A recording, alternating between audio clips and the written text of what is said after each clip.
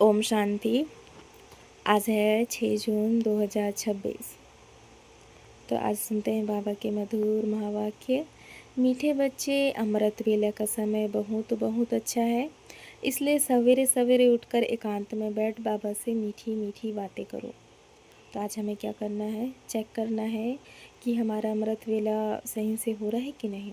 तो बाबा बोलते हैं कि अमृत वेले हमें सवेरे सवेरे उठकर बाबा से बैठकर मीठी मीठी बातें करनी है। प्रश्न है आज का, कौन सी नॉलेज निरंतर योगी बनने में बहुत मदद करती है।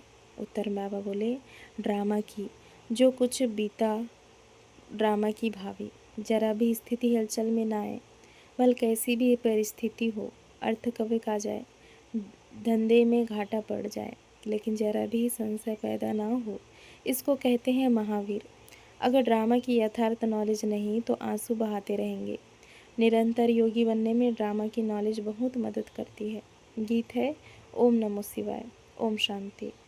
बच्चे अब अच्छी रीति समझते हैं, पतित दुनिया का अब अंत हो रहा है, पावन दुनिया की आदि हो रही है। यह सिर्फ तुम बच्चे ही जानते हो, और बच्चों को ही यह डायरेक्शन व श्रीमत मिलती है। कौन देते हैं? उच्चते उच्च भगवान समझाते रहते हैं कि पतित से पावन बनना है। यह नॉलेज तुम्हारे लिए है, और तो सब पतित हैं। यह पतित दुनिया विनाश जरूर होनी है। पतित कहा जाता है विकारी को। बाप समझाते हैं कि तुम जन्म जन्मांतर एक दो को दुख देते आए हो, इसलिए तुम आदि मध्य अंत दुख पाते हो, एक दो को पतित बनाते हो। पुकारते भी हैं कि हम पतित हैं, परंतु बुद्धि में पूरा बैठता नहीं है। कहते भी हैं पतित पावन आओ, परंतु फिर भी पतितपना छोड़ते नहीं हैं। अभी तुम समझते हो सारी बात है पावन बनने की। यह समझाने वाला भी तो कोई चाहिए। समझाने वाला है ही एक, बाकी यह जो गुरु लोग हैं ये किसी को पावन बना नहीं सकते। पावन भी सिर्फ एक जन्म के लिए नहीं, जन्म जन्मांतर के लिए बनना है। तुम्हारे में भी जो ज्ञानवान है वे तीखे होते हैं, ड्रामा अनुसार वह नूत है। तुम्हारे में भी महावीर पना चाहिए, वह आएगा बाप की याद में रहने से। बाप बहुत अच्छी रीति बैठ समझाते हैं। जैसे बाबा कहते हैं कि सवेरे उठकर याद करो, वह समय बहुत सुंदर है याद करने का, जिसको प्रभात कहा जाता है। भक्ति मार्ग में भी कहते हैं राम सिमर प्रभात मोरे मन। बाप भी कहते हैं सवेरे उठ बाप को याद करो तो बड़ा मज़ा आएगा। बाप की याद में बैठ यही ख्याल करना चाहिए कि कैसे किसी को समझाएं। अमृत वेले का वायुमंडल बड़ा शुद्ध रहता है, दिन में तो गोरख धंधा रहता है, रात को 12 बजे तक तो विकारी वायुमंडल रहता है। साधु संत भक्त आदि सब भक्ति भी प्रभात को करते हैं। यूँ तो याद दिन में भी कर सकते हैं। धंधे में भल रहे, बुद्धि का योग जिस देवता का पुजारी होगा उनके पास होगा, परंतु ऐसा किसी का रहता नहीं है। भक्ति मार्ग में सिर्फ दर्शन के लिए मेहनत करते हैं, मिलता कुछ भी नहीं। उनको भी भक्ति करते करते तमो प्रधान बनना ही है।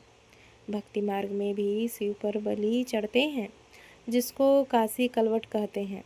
शिव को याद करते करते कुएं में कूद पड़ते हैं, शिव के ऊपर बलि चढ़ते हैं। वह है भक्ति मार्ग की बलि, यह है ज्ञान मार्ग की बलि। वह भी मुश्किल, यह भी मुश्किल। भक्ति मार्ग में इससे कुछ फ़ायदा नहीं। यह जैसे आत्मा अपने शरीर का घात करती है, यह कोई ज्ञान नहीं है। वह भी कह देते आत्मा सो परमात्मा। आत्मा भी माने तो एक ही बाप ही है, जो बच्चों को समझाते हैं कि परमात्मा तो मैं ही हूँ। हम आत्मा सो परमात्मा कहना यह बड़े से बड़ी झूठ है, यह तो हो नहीं सकता। बाप कहते हैं मैं आता ही हूँ पतितों को पावन बनाने, सो पावन बना रहा हूँ। बाकी तो ड्रामा में जो होना है सो होगा ही। समझो अर्थ कवेक होती है, छत गिर जाती है, कहेंगे भाभी कल पहले भी ऐसे हुआ था, इसमें जरा भी हिलने की दरकार नहीं। ड्रामा पर पक्का खड़ा हो रहना है, इसको ही महावीर कहा जाता है। एक्सीडेंट आदि तो ढेर के ढेर होते रहते हैं, फिर किसकी रक्षा करते हैं क्या। यह तो ड्रामा में नूत है। ऐसे ही ड्रामा में पाठ है। जो ड्रामा को नहीं जानते वह देह को याद कर आंसू बहाते हैं। वह कभी शिव बाबा को याद नहीं कर सकते, क्योंकि शिव बाबा से प्यार नहीं है, सच्ची प्रीत नहीं है। बाप के साथ तो पूरी प्रीत होनी चाहिए। शिव बाबा के साथ प्रीत बुद्धि तुम कल्प कल्प बनते हो। देवताओं की बाप के साथ प्रीत बुद्धि थी, ऐसे नहीं कहेंगे। उन्होंने इस प्रीत से वह पद पाया है, वह तो मालूम भी नहीं रहेगा। कहाँ की बात चल रही है? सतयुग में। सारे कल्प में तुमको शिव बाबा का पता भी नहीं रहता है, जो प्रीत रख सको। अभी बाप ने अपना परिचय दिया है। अब बाप कहते हैं कि और संग तोड़ मुझ एक संग साथ जोड़ो। यह विनाश काल तो जरूर है, यह भी तुम बच्चे जानते हो। मनुष्य तो बिल्कुल ही घोर अंधियारे में है। तुम अभी समझते हो, हमको तो बाप से पूरा वर्षा हो लेना है, पूरा वर्षा लेना है। याद बिगड़ शतप्रधान नहीं बन सकेंगे।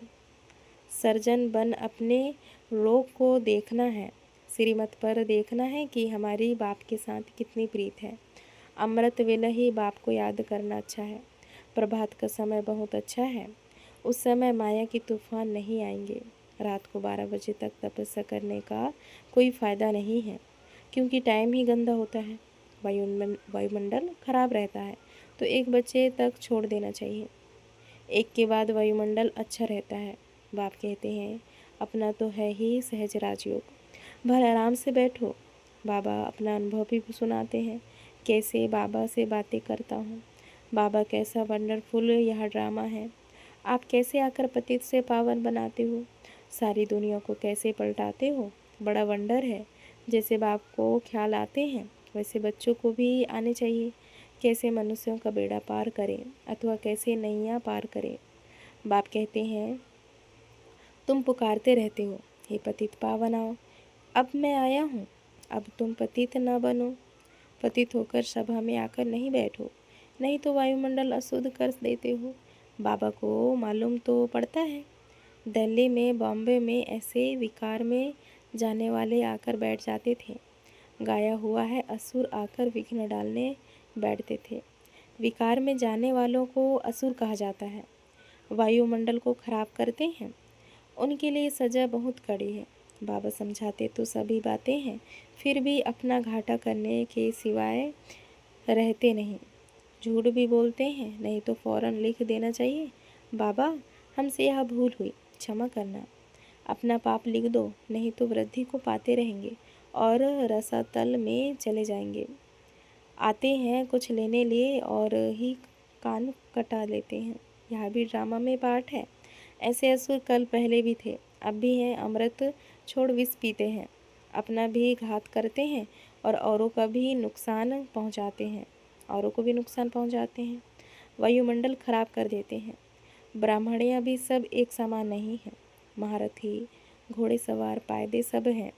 तुम बच्चों को अतः खुशी होनी चाहिए, बाबा मिला और बाकी क्या। हाँ, अपने बच्चों आदि को जरूर संभालना है। ऐसे नहीं कि बाबा यह सब आपके हैं, अब आप संभालो, हम तो आपके बन गए। बाप समझाते हैं कि गृहस्थ व्यवहार में रहते कमल फूल समान पवित्र बनो, कोई भी पतित काम नहीं करो। बस पहली बात है काम की। द्रौपदी ने भी इस पर पुकारा कि हमको यह नंगन करते हैं। पुकारा भी तब जब बाप सुनने वाला आया था। बाप के आने के पहले कोई भी पुकारते नहीं हैं। किसको किसको पुकारेंगे? बाबा आया है तब ही पुकारते हैं। पतित से पावन बनकर फिर कहाँ जाएंगे? वापिस जाना है, वहाँ तो यही समय है। सबका सदगति दाता लिबरेटर एक ही है। यहाँ तो दुख है, साधु संत आदि कोई भी सुखी हो न सके। सबको कोई ना कोई दुख रोग आदि होता ही है। कोई गुरु अंधा लूला भी होता है, जरूर कोई ऐसा काम किया है तब तो अंधा लूला आदि बनते हैं। सतयुग में कोई अंधा लूला आदि थोड़ी होगा, मनुष्य थोड़ी समझते हैं। बाप ही आकर समझाते हैं। बाप ही ज्ञान का सागर पतित पावन है, बाकी तो सब है भक्ति।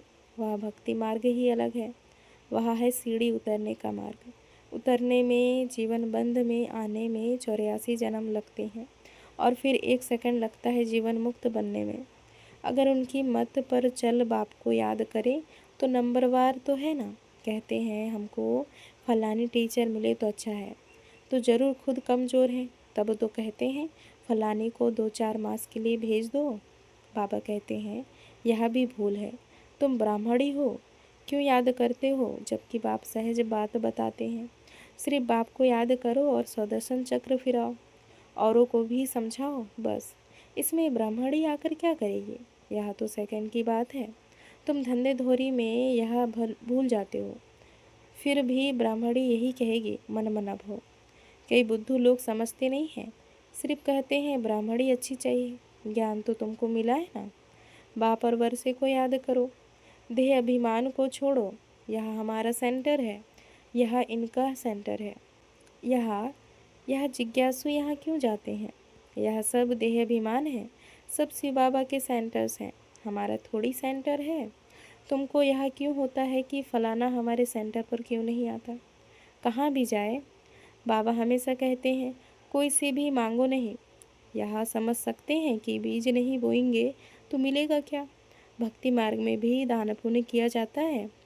तुम सब भक्ति मार्ग में ईश्वर अर्थ इनडायरेक्ट करते थे, फिर सन्यासियों को भी बहुत देते थे।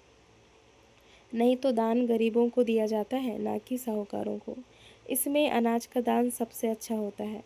सो भी बाप समझाते हैं दान करने से दूसरे जन्म में उसका फल मिल जाता है। ईश्वर ही सबको फल देते हैं, साधु संत आदि कोई रिटर्न नहीं दे सकते हैं। देने वाला एक ही बाप है, किसी के भी थ्रू देवे। बाप समझाते हैं कि तुम ईश्वर अर्थ देते थे तो भी दूसरे जन्म में तुमको एवजा दिलाते थे। अभी तो मैं डायरेक्ट आया हूँ, अभी तुमको 21 जन्म के लिए रिटर्न मिलेगा, फिर तो मौत सामने खड़ा है। भक्ति मार्ग में तुमको ऐसे नहीं कहते थे कि मौत सामने खड़ा है, इसलिए अपना सफल करो। नहीं, अब बाप समझाते हैं। अब बाप समझाते हैं जिसको भी चाहिए यह रूहानी हॉस्पिटल खोल दो। कोई कहते हैं मकान बनाए, इसमें यह हॉस्पिटल खोले। बाप कहते हैं उसमें यह हॉस्पिटल खोले। बाप कहते हैं आज मकान बनाओ और कल मर जाओ तो यह सब खत्म हो जाएगा। शरीर पर भरोसा नहीं है, जो है उसमें ही तब तक एक कमरा रख दो जिसमें रूहानी हॉस्पिटल रूहानी कॉलेज बनाओ। बहुतों का कल्याण करेंगे तो बहुत उच्च पद पाएंगे। अच्छा, याद कर लेते हैं। मीठे मीठे सिकल दे बच्चों प्रति माता पिता बाप दादा का याद प्यार और गुड मॉर्निंग। रूहानी बाप की रूहानी बच्चों को नमस्ते। हम रूहानी बच्चों के रूहानी माता पिता बाप दादा को याद प्यार और नमस्ते नमस्ते। शुक्रिया बाबा, शुक्रिया। धारणा के लिए मुख्य सार है। पहला पॉइंट, श्रीमत पर अपने आप को देखना है कि इस विनाश काल में मेरी एक बाप से सच्ची प्रीत है और सब संग तोड़ एक संग जोड़ी है। कभी कोई विकर्म करके असुर तो नहीं बनते, ऐसी चेकिंग कर स्वयं को परिवर्तन करना है। दूसरा पॉइंट, इस शरीर पर कोई भरोसा नहीं, इसलिए अपना सब कुछ सफल करना है। अपनी स्थिति एक रस अचल बनाने के लिए ड्रामा के राज को बुद्धि में रखकर चलना है। वरदान है, बार बार हार खाने के बजाय बलिहार जाने वाले मास्टर सर्वशक्तिमान विजयी भव। स्वयं को सदा विजयी रतन समझकर हर संकल्प और कर्म करो तो कभी भी हार हो नहीं सकती। मास्टर सर्वशक्तिमान कभी हार नहीं खा सकते। यदि बार बार हार होती है तो धर्मराज की मार खानी पड़ेगी और हार खाने वालों को भविष्य में हार बनाने पड़ेंगे। द्वापर से अनेक मूर्तियों को हार पहनाने पड़ेंगे, इसलिए हार खाने के बजाय बलिहार हो जाओ। अपने संपूर्ण स्वरूप को धारण करने की प्रतिज्ञा करो तो विजयी बन जाएंगे। स्लोगन है, कब शब्द कमजोरी सिद्ध करता है, इसलिए कब करेंगे नहीं, अब करना है। यह व्यक्ति सारे सदा हर्षित रहने के लिए अपनी नेचर को सरल बनाओ, सहनशील बनो। इस बेहद की स्टेज पर मैं खिलाड़ी हूँ। यह खिलाड़ी की स्टेज सदा हर्षित मुख रहने का अनुभव कराती है। किसी भी प्रकार की कोई भी बात जिसको दुनिया वाले आपदा समझते हैं, लेकिन खिलाड़ी बन खेल करने वाले और साक्षी हो खेल देखने वाले ऐसी आपदा के रूप को खेल समझ सहनशीलता की शक्ति से मनोरंजन का अनुभव करते हैं। अच्छा, ओम शांति। शुक्रिया बाबा, शुक्रिया।